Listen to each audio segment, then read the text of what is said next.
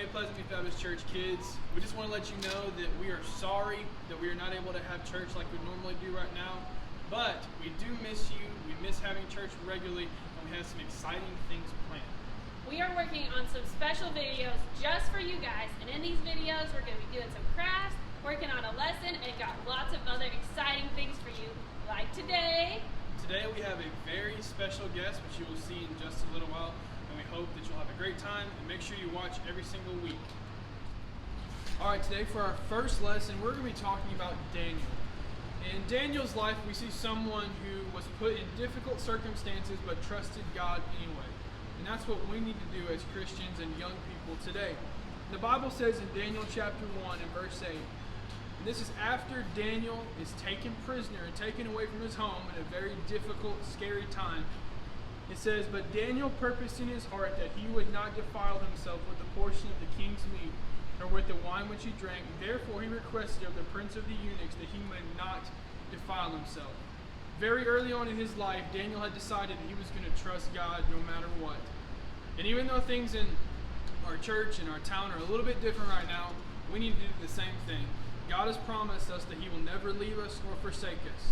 And if we stay true to him and trust God now, we know for sure that he will take care of us, just like he took care of Daniel.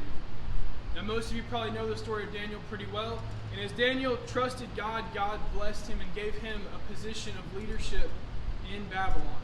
And when we think about that, we think about how God used him in a great way, even in a difficult circumstance. How can we be used of God today?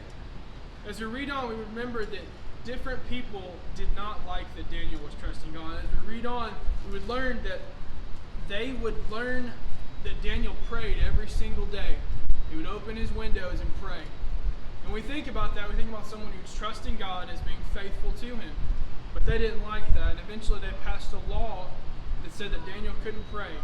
But Daniel prayed anyway. He stayed true to the God who had been good to him. So what happened? They said they were going to throw Daniel into a pit of lions.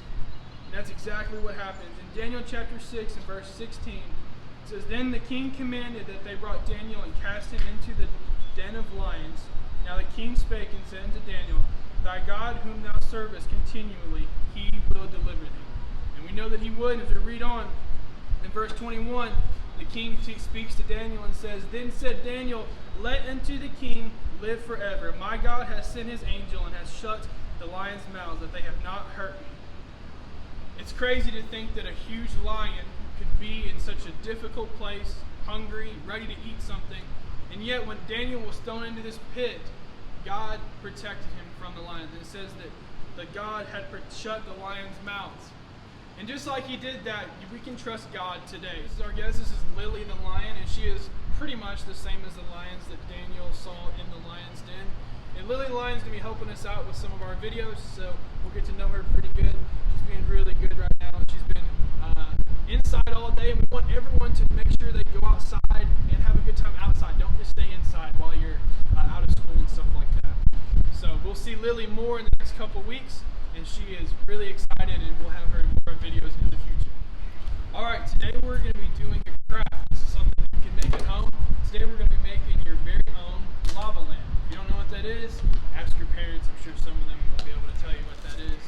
And when you start by making your own lava lamp, you need vegetable oil and an empty water bottle. Vegetable oil and an empty water bottle. You're going to need 1 cup of vegetable oil. Miss Abby will help her pour this. Start by pouring the vegetable oil into the bottle of water with the funnel. Funnels is going to be kind of messy if you don't do it right. So Miss Abby, we got there. Need a little more. Pour it all in there. So that is the first step, to get the oil in there. The second step is you need 1/4 cup of vinegar. Most people have vinegar around their house, so we're going to pour some vinegar. She's got it. We're pouring it right now. Just about got it there. Next, we're going to need food coloring. For food coloring, you can do whatever color you want, whatever color you use. We're using blue today. We'll put just a few drops of food coloring in there. We'll do 3. 1, 2, 3. Perfect. Here we go. For our special ingredient, this is what's going to make everything work. This is what's going to make it all come together. You have baking soda. We're going to do 1 teaspoon of baking soda in about just 1 teaspoon of water. Just going to put that in there. got stirred up really good, or it won't work.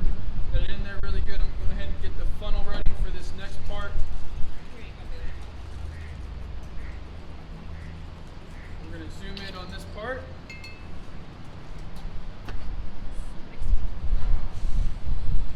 Ready? Yes, we're ready to roll. It's going to explode. Is it going to explode on Miss Abby? Not quite. You're going to let it settle and watch the bubbles come and stuff like that. Looks really good. Go ahead and put the lid on just a second, Miss Abby. Go ahead and get that ready.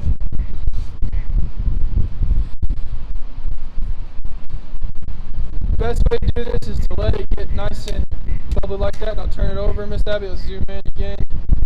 We got it. You see the neat thing about this is it is a lamp. So what you're going to want to do is get a flashlight, go in a dark room or in your room at night, put the flashlight underneath this, and as you turn, it's going to make this look really cool. Now we want everyone to try to make this, and if you do get to make it, get your parents to help you, and send us a picture. Send us a picture on Facebook. We want to see your lava lamps. So until next week, we will see you guys. Remember, send your pictures of your lava lamps to our Facebook page. We'd love to see it. Thank you.